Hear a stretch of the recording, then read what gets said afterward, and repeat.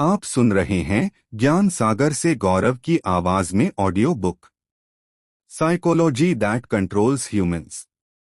अगर आपको लगता है कि आप अपनी जिंदगी के फैसले खुद लेते हैं, तो जरा रुकिए। आप क्या सोचते हैं? आप किससे डरते हैं? आप क्या चाहते हैं? और आप किसके पीछे भागते हैं? इनमें से ज्यादातर बातें आपकी नहीं हैं। डर, लालच, समाज, मीडिया और सिस्टम हर दिन आपके दिमाग को धीरे धीरे प्रोग्राम कर रहे हैं।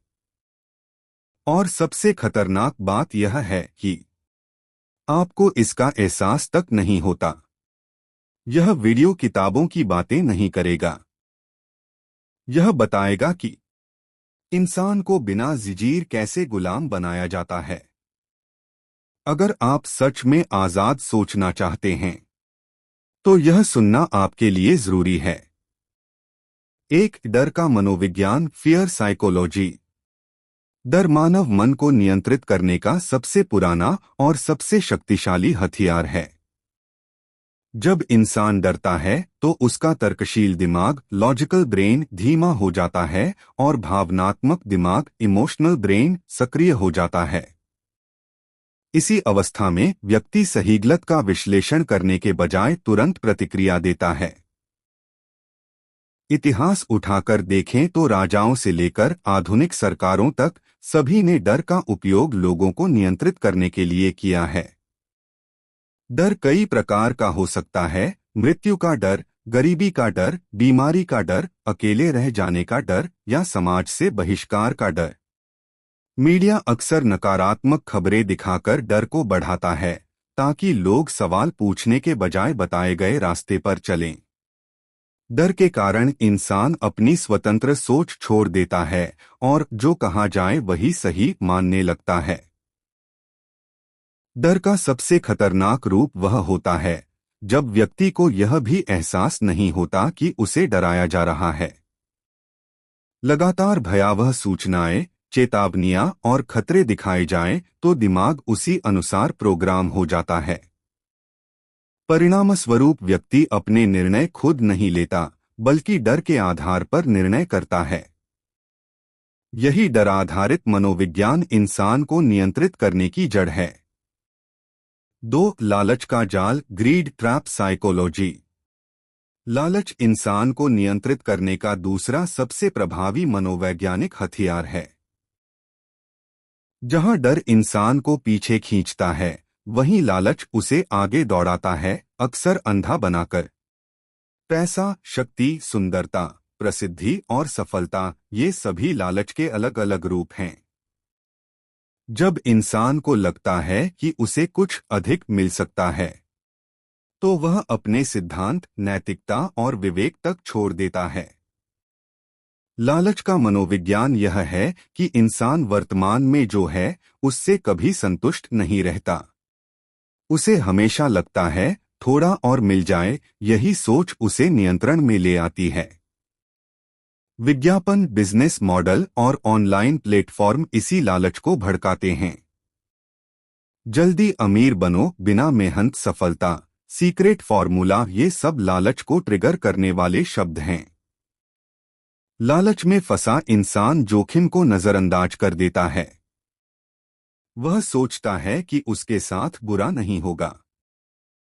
यही कारण है कि लोग धोखाधड़ी, गलत सौदे और झूठे वादों का शिकार बनते हैं। लालच व्यक्ति को तात्कालिक लाभ पर केंद्रित कर देता है और दीर्घकालिक नुकसान को छुपा देता है। इस तरह लालच धीरे धीरे इंसान की सोच, निर्णय और व्यवहार को नियंत्रित करने लगता है। 3, सामाजिक स्वीकृति का दबाव, सोशल अप्रूवल साइकोलॉजी। इंसान एक सामाजिक प्राणी है और उसे स्वीकार किया जाना बेहद प्रिय होता है। यही सामाजिक स्वीकृति की चाह उसे नियंत्रित करने का बड़ा कारण बन जाती है। लोग क्या कहेंगे? यह एक ऐसा सवाल है जो इंसान की स्वतंत्र सोच को जकड़ लेता है। व्यक्ति कई बार जानता है कि वह जो कर रहा है वह गलत है, फिर भी समाज के डर से वही करता है। सामाजिक स्वीकृति का मनोविज्ञान भीड़ मानसिकता, हर्ड मेंटालिटी से जुड़ा है। जब अधिकतर लोग किसी एक विचार को मान लेते हैं, तो व्यक्ति भी बिना जांच पड़ताल उसे स्वीकार कर लेता है। उसे लगता है कि इतनी बड़ी संख्या गलत नहीं हो सकती। सोशल मीडिया ने इस प्रभाव को और खतरनाक बना दिया है। लाइक्स, कमेंट्स और ट्रेंड्स अब सोच को निर्देशित करते हैं। समाज द्वारा तय किए गए मानदंड सफलता, शादी, करियर, जीवन शैली इंसान पर अदृश्य दबाव बनाते हैं। व्यक्ति अपने वास्तविक सपनों को दबाकर वही करता है जो समाज से प्रशंसा दिलाए। धीरे धीरे वह अपनी पहचान खो देता है और दूसरों की अपेक्षाओं के अनुसार जीने लगता है। यही सामाजिक स्वीकृति का मनोविज्ञान इंसान को बिना जंजीर के गुलाम बना देता है। 4 आदतों का प्रोग्रामिंग, हैबिट प्रोग्रामिंग साइकोलॉजी। आदतें इंसान के जीवन की दिशा तय करती हैं। मनोविज्ञान कहता है कि इंसान के लगभग 90% कार्य आदतों के आधार पर होते हैं, न कि सचेत निर्णय से। जब कोई कार्य बार बार दोहराया जाता है, तो वह दिमाग में ऑटोमेटिक पैटर्न बन जाता है। फिर इंसान बिना सोचे वही काम करता है। यही आदतों की प्रोग्रामिंग इंसान को नियंत्रित करने का सबसे शांत लेकिन सबसे मजबूत तरीका है। सुबह उठने से लेकर मोबाइल देखने तक, खाने से लेकर सोचने तक सब कुछ आदत बन जाता है। कंपनियां और प्लेटफॉर्म इसी सिद्धांत का उपयोग करते हैं। नोटिफिकेशन, रिवॉर्ड सिस्टम और स्क्रॉलिंग, ये सब आदतें बनाने के लिए डिजाइन की जाती हैं। जब आदत बन जाती है, तो इंसान को एहसास भी नहीं होता कि वह नियंत्रित हो रहा है। वह सोचता है कि वह अपनी मर्जी से काम कर रहा है, जबकि वास्तव में उसका दिमाग पहले से प्रोग्राम हो चुका होता है। आदतें या तो इंसान को ऊंचाई तक ले जाती हैं या उसे जकड़ कर रखती हैं। जो व्यक्ति अपनी आदतों को नियंत्रित नहीं करता, उसकी आदतें उसे नियंत्रित करने लगती हैं। 5 सूचना नियंत्रण, इंफॉर्मेशन कंट्रोल साइकोलॉजी। सूचना वही शक्ति है जो सोच को आकार देती है। इंसान वही सोचता है जो वह सुनता, देखता और पढ़ता है। जब किसी व्यक्ति को सीमित, अधूरी या एकतरफा जानकारी दी जाती है, तो उसका दृष्टिकोण भी उसी सीमा में बंद हो जाता है। यही सूचना नियंत्रण का मूल सिद्धांत है। मीडिया, सोशल नेटवर्क और शिक्षा प्रणाली यह तय करती है कि क्या दिखाया जाए और क्या छुपाया जाए। जब किसी विषय के केवल चुनिंदा पहलू दिखाए जाते हैं, तो इंसान वही सच मान लेता है। उसे यह एहसास भी नहीं होता कि उससे पूरी तस्वीर छुपाई जा रही है। लगातार एक ही तरह की जानकारी मिलने से दिमाग उसी ढांचे में सोचने लगता है। विरोधी विचारों को गलत या खतरनाक मान लिया जाता है। इस तरह व्यक्ति स्वतंत्र सोचने की क्षमता खो देता है और दी गई सूचना के अनुसार प्रतिक्रिया देता है। सूचना नियंत्रण इंसान को शारीरिक रूप से नहीं, बल्कि मानसिक रूप से कैद करता है, और यही इसका सबसे खतरनाक रूप है। 6 अधिकार का प्रभाव, ऑथोरिटी इफेक्ट साइकोलॉजी। इंसान स्वाभाविक रूप से अधिकार और पद को सम्मान देता है। जब कोई व्यक्ति वर्दी, टाइटल, डिग्री या ऊंचे पद पर होता है, तो लोग उसकी बात को बिना सवाल किए सही मान लेते हैं। इसे ही अधिकार का प्रभाव कहा जाता है।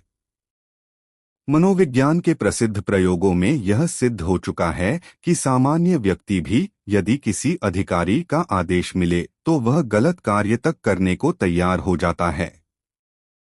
इस प्रभाव का कारण बचपन से की गई कंडीशनिंग है। हमें सिखाया जाता है कि शिक्षक, माता-पिता, बॉस और अधिकारी हमेशा सही होते हैं। धीरे धीरे सवाल पूछने की आदत खत्म हो जाती है। जब कोई अधिकारपूर्ण स्वर में बोलता है, तो दिमाग स्वतः ही समर्पण की स्थिति में चला जाता है। सरकारें, संस्थाएं और संगठन इस मनोविज्ञान का उपयोग नियंत्रण के लिए करते हैं।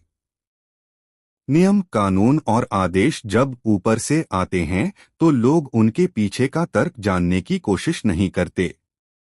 व्यक्ति यह मान लेता है कि जिम्मेदारी उसकी नहीं बल्कि आदेश देने वाले की है। यही सोच इंसान को नैतिक जिम्मेदारी से दूर कर देती है और उसे नियंत्रित बनाती है। 7. भावनात्मक हेरफेर, इमोशनल मैनिपुलेशन साइकोलॉजी। इंसान तर्क से कम और भावना से अधिक संचालित होता है। जब किसी की भावनाओं को छेड़ा जाता है तो उसका निर्णय बदलना आसान हो जाता है। भावनात्मक हेरफेर का अर्थ है जानबूझकर किसी की भावनाओं को इस तरह प्रभावित करना कि वह वही करे जो उससे करवाना है। गुस्सा, डर, देशभक्ति, करुणा, अपराध बोध और प्रेम, ये सभी भावनाएं नियंत्रण के शक्तिशाली साधन हैं। उदाहरण के लिए, जब किसी को गुस्सा दिलाया जाता है तो वह सोचने के बजाय प्रतिक्रिया देता है। जब अपराध बोध जगाया जाता है तो व्यक्ति बिना सवाल किए मान जाता है। मीडिया, राजनीति और विज्ञापन इस तकनीक का भरपूर उपयोग करते हैं। भावनात्मक भाषण, दुखद तस्वीरें और उकसाने वाले शब्द, सबका उद्देश्य सोच को बाईपास करना होता है। भावनाओं में बहकर लिया गया निर्णय अक्सर बाद में पछतावे का कारण बनता है। जो व्यक्ति अपनी भावनाओं को नियंत्रित नहीं करता, उसकी भावनाएं उसे नियंत्रित करने लगती हैं। 8. कमी का भ्रम, स्केर्सिटी इल्यूजन साइकोलॉजी। जब किसी चीज को दुर्लभ या सीमित दिखाया जाता है तो उसकी कीमत हमारे दिमाग में बढ़ जाती है। लिमिटेड ऑफर, लास्ट चांस, सिर्फ आज, ये शब्द कमी के भ्रम को पैदा करते हैं। मनोविज्ञान कहता है कि इंसान किसी चीज को खोने से अधिक डरता है बजाय उसे पाने की खुशी से। कमी का भ्रम इंसान को जल्दबाजी में निर्णय लेने पर मजबूर करता है। उसे लगता है कि अगर अभी फैसला नहीं लिया तो मौका हमेशा के लिए चला जाएगा। इसी जल्दबाजी में तर्क और विवेक पीछे छूट जाते हैं। कंपनियां, सेल्स और ऑनलाइन प्लेटफॉर्म इसी मनोविज्ञान का फायदा उठाते हैं। चाहे वह सेल हो, कोर्स हो या रिश्ते, जब समय या मात्रा सीमित बताई जाती है तो व्यक्ति सोचने का समय नहीं ले पाता। यह भ्रम वास्तविक नहीं बल्कि मन में पैदा किया गया होता है, लेकिन इसका प्रभाव बहुत वास्तविक होता है और यही इंसान को नियंत्रित करने की कुंजी बन जाता है। 9. दोहराव का प्रभाव, रेपिटेशन इफेक्ट साइकोलॉजी। जो बात बार बार सुनी जाती है वही सच लगने लगती है। इसे दोहराव का प्रभाव कहा जाता है। चाहे वह झूठ ही क्यों न हो, अगर उसे लगातार दोहराया जाए तो दिमाग उसे परिचित और सुरक्षित मानने लगता है। विज्ञापन, नारे, समाचार और सोशल मीडिया इसी सिद्धांत पर काम करते हैं। एक ही संदेश अलग अलग रूप में बार बार दिखाया जाता है ताकि वह अवचेतन मन में बैठ जाए। धीरे धीरे व्यक्ति उस विचार पर सवाल करना बंद कर देता है। दोहराव सोच की दिशा तय करता है। व्यक्ति यह समझ ही नहीं पाता कि उसकी राय उसकी अपनी नहीं बल्कि बार बार डाली गई जानकारी का परिणाम है। यही कारण है कि झूठी धारणाएं भी समाज में सच बन जाती हैं। दोहराव इंसान की सोच को धीरे धीरे नियंत्रित करता है बिना किसी प्रतिरोध के। 10. पहचान से जोड़ना, आइडेंटिटी हुक साइकोलॉजी। जब किसी विचार, वस्तु या विश्वास को व्यक्ति की पहचान से जोड़ दिया जाता है तो वह उसे छोड़ नहीं पाता। इंसान अपने विचारों से नहीं बल्कि अपनी पहचान से चिपक जाता है। धर्म, राष्ट्र, विचारधारा, पार्टी या ब्रांड, जब ये पहचान बन जाते हैं तो उन पर सवाल करना व्यक्ति को अपने अस्तित्व पर हमला लगने लगता है। वह तर्क नहीं सुनता, केवल बचाव करता है। इस मनोविज्ञान का उपयोग सबसे गहरे स्तर पर नियंत्रण के लिए किया जाता है। व्यक्ति को यह महसूस कराया जाता है कि अगर तुम हमारे साथ नहीं हो तो तुम गलत हो। परिणामस्वरूप व्यक्ति स्वतंत्र सोच खो देता है। पहचान से बंधा इंसान नियंत्रित होता है और उसे इसका एहसास भी नहीं होता। 11 इनाम और सजा का मनोविज्ञान। Reward punishment psychology. इनाम और सजा मानव व्यवहार को नियंत्रित करने का सबसे बुनियादी और प्रभावी तरीका है। बचपन से ही हमें सिखाया जाता है कि अच्छा काम करने पर इनाम मिलेगा और गलती करने पर सजा। यही पैटर्न धीरे धीरे हमारे अवचेतन मन में बैठ जाता है। परिणामस्वरूप इंसान स्वतंत्र सोच के बजाय परिणामाधारित सोच करने लगता है। इनाम केवल पैसा या वस्तु नहीं होता, बल्कि प्रशंसा, पहचान, पद और स्वीकृति भी हो सकती है। वही सजा सिर्फ शारीरिक नहीं, बल्कि अपमान, उपेक्षा और डर भी हो सकता है। कंपनियां कर्मचारियों को बोनस और प्रमोशन के जरिए नियंत्रित करती हैं, जबकि समाज नियम तोड़ने पर बदनामी और बहिष्कार का डर दिखाता है। इस मनोविज्ञान की सबसे बड़ी समस्या यह है कि व्यक्ति सही और गलत का निर्णय अपने विवेक से नहीं, बल्कि इनाम सजा के आधार पर करने लगता है। वह यह नहीं सोचता कि कार्य नैतिक है या नहीं, बल्कि यह देखता है कि उसे क्या मिलेगा या क्या खोना पड़ेगा। इस तरह इंसान बाहरी नियंत्रण का गुलाम बन जाता है। 12 तुलना का मनोविज्ञान। Comparison psychology. इंसान खुद को दूसरों से तुलना किए बिना नहीं रह पाता। यह तुलना कभी प्रेरणा देती है, लेकिन अधिकतर समय असंतोष और हीन भावना पैदा करती है। जब व्यक्ति खुद की कीमत दूसरों की उपलब्धियों से आंकने लगता है, तब वह आसानी से नियंत्रित हो जाता है। सोशल मीडिया ने तुलना के इस मनोविज्ञान को कई गुना बढ़ा दिया है। लोग दूसरों की केवल अच्छी और चमकदार जिंदगी देखते हैं, जबकि अपनी पूरी वास्तविकता से तुलना करते हैं। इससे व्यक्ति को लगता है कि वह पीछे रह गया है। यह भावना उसे लगातार भागते रहने को मजबूर करती है। कंपनियां और सिस्टम इस तुलना का फायदा उठाते हैं। बेहतर फोन, बेहतर कार, बेहतर जीवन शैली, हर चीज को प्रतिस्पर्धा बना दिया जाता है। इंसान यह भूल जाता है कि उसकी जरूरत क्या है, वह सिर्फ दूसरों से आगे निकलने की कोशिश में लगा रहता है। तुलना इंसान को कभी संतुष्ट नहीं होने देती और असंतुष्ट इंसान को नियंत्रित करना बहुत आसान होता है। 13 भ्रमित विकल्पों का खेल। False choice psychology. कई बार इंसान को लगता है कि उसके पास विकल्प हैं, लेकिन वास्तव में विकल्प पहले से तय किए गए होते हैं। इसे भ्रमित विकल्पों का मनोविज्ञान कहा जाता है। व्यक्ति को 2 या 3 ही रास्ते दिखाए जाते हैं, जबकि असली और स्वतंत्र विकल्प छुपा लिया जाता है। उदाहरण के लिए, या तो यह करो या वह, लेकिन तीसरा विकल्प यह भी हो सकता है कि आप कुछ भी न करें या अपना अलग रास्ता चुनें। राजनीति, विज्ञापन और जीवन के बड़े फैसलों में यह तकनीक खूब इस्तेमाल होती है। इस मनोविज्ञान का प्रभाव यह है कि व्यक्ति यह मान लेता है कि वह स्वतंत्र निर्णय ले रहा है, जबकि वास्तव में उसकी सोच सीमित कर दी गई होती है। उसे वही चुनने के लिए मजबूर किया जाता है जो सिस्टम चाहता है। भ्रमित विकल्प इंसान को नियंत्रण में रखते हैं, लेकिन उसे गुलाम होने का एहसास नहीं होने देते, और यही इसकी सबसे खतरनाक बात है।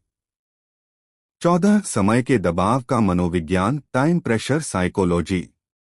जब इंसान पर समय का दबाव होता है तो उसका तर्क कमजोर पड़ जाता है। अभी फैसला करो, देर हो जाएगी, मौका हाथ से निकल जाएगा, ये शब्द सोचने की प्रक्रिया को बाधित करते हैं। समय का दबाव व्यक्ति को भावनात्मक निर्णय लेने पर मजबूर करता है। वह जल्दी में तथ्यों की जांच नहीं करता और परिणामों के बारे में नहीं सोचता। इसी कारण जल्दबाजी में लिए गए फैसले अक्सर गलत साबित होते हैं। बिक्री, रिश्ते, नौकरी और जीवन के कई महत्वपूर्ण निर्णयों में समय का दबाव बनाया जाता है।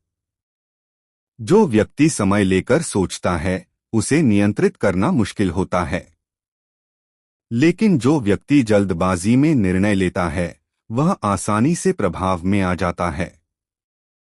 समय का दबाव स्वतंत्र सोच का सबसे बड़ा दुश्मन है। 15 आत्मसंदेह का प्रोग्राम, सेल्फ डाउट प्रोग्रामिंग। आत्मसंदेह इंसान को अंदर से कमजोर कर देता है। जब व्यक्ति खुद पर भरोसा खो देता है, तो वह दूसरों की राय पर निर्भर हो जाता है। यह आत्मसंदेह अक्सर आलोचना, असफलता और नकारात्मक तुलना से पैदा होता है। समाज और सिस्टम कभी कभी व्यक्ति को यह महसूस कराते हैं कि वह पर्याप्त नहीं है। तुमसे नहीं होगा, तुम योग्य नहीं हो, ऐसे संदेश अवचेतन मन में बैठ जाते हैं। धीरे धीरे व्यक्ति अपने निर्णयों पर शक करने लगता है। आत्मसंदेह में फंसा इंसान मार्गदर्शन, आदेश और अनुमोदन के लिए दूसरों की ओर देखता है। वह जोखिम लेने से डरता है और सुरक्षित रास्तों पर चलता है। इस तरह वह अपनी शक्ति दूसरों को सौंप देता है। आत्मसंदेह का मनोविज्ञान इंसान को शारीरिक नहीं, बल्कि मानसिक रूप से गुलाम बनाता है। जो व्यक्ति मानव मनोविज्ञान को नहीं समझता, वह पूरी जिंदगी किसी न किसी के नियंत्रण में रहता है। डर उसे चलाता है, लालच उसे भटकाता है और समाज उसे दिशा देता है। लेकिन जिस दिन इंसान इन मनोवैज्ञानिक जालों को पहचान लेता है, उसी दिन से नियंत्रण टूटना शुरू हो जाता है। याद रखिए, आपको गुलाम बनाने के लिए जंजीरों की जरूरत नहीं होती। सिर्फ आपके दिमाग तक पहुंच काफी है।